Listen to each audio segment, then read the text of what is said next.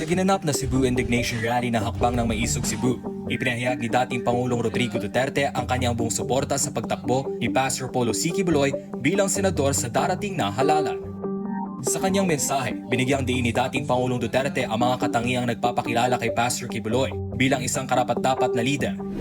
Si Pastor Polo ay isang taong makadiyos, mabuting tao at napakabait. Wala akong nakikitang mali sa kanya, kaya kung makapasok si Pastor sa Senado, magiging mabuting konsensya siya roon. Siya ang maaaring magmulat ng kanilang konsensya. Magiging konsensya siya sa Senado, pahayag ni Duterte. Idinagdag pa niya na ang kasalukuyang Senado ay nangangailangan ng isang leader na may malinis na intensyon at matibay na paninindigan.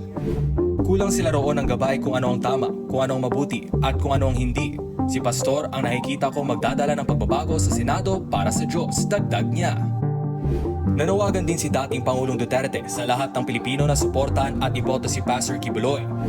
Kaya Pastor, hangad ko ang iyong tagumpay at nananawagan ako sa lahat na iboto si Pastor dahil siguradong hindi kayo magsisisi, wika niya.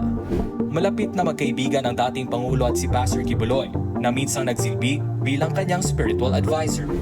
Matatandaan na ang indignation rally na ito ay ginanap bilang pagtutol sa isinusulong na impeachment ng Kamara laban kay Vice President Sara Duterte.